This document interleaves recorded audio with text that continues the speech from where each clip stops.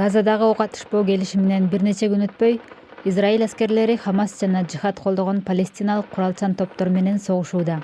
Израиль Газада эмес, жээнинде террорчуларды жок кылуу боюнча чоң операция жүргүзүп жатканын билдирди. Ахмад Аль-Шаябдин мында уюлдук телефон саткан дүкөнү болгон. Ал согушкер эмес, белгилүү бизнесмен болчу дейт мындагы тургундар. Ахмад жээнин качкындар лагеринин жанындагы жолдо баратканда израилдик аскерлер ага кол салышкан.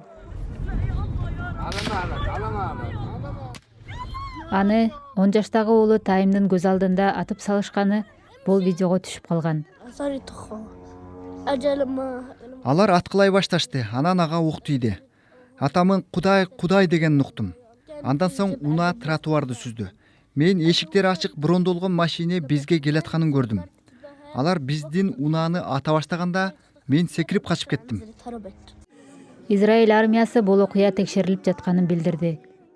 Анын күчтөрү качкындар лагеринде куралдуу топторду жана курал-жарактарды издеп жатышат. Жолдор бульдозерлер менен тосулган. Жоокерлер даяр турушат.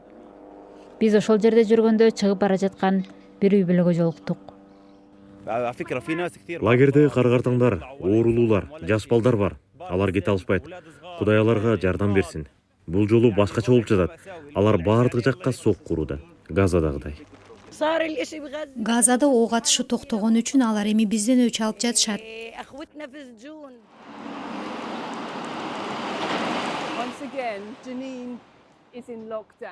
Жээнин дагы бир жолу курчоодо калды. Израиль Иран эми батыш жээкте таасирин күчөтүп, курал-жарак жеткириши мүмкүн деп кооптонууда.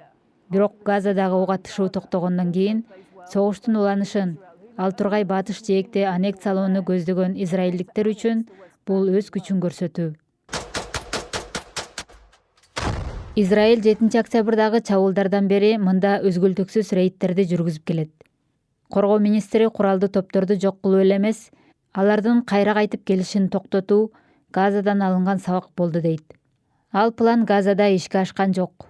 Бирок жээнинде эмне боло турганы да белгисиз.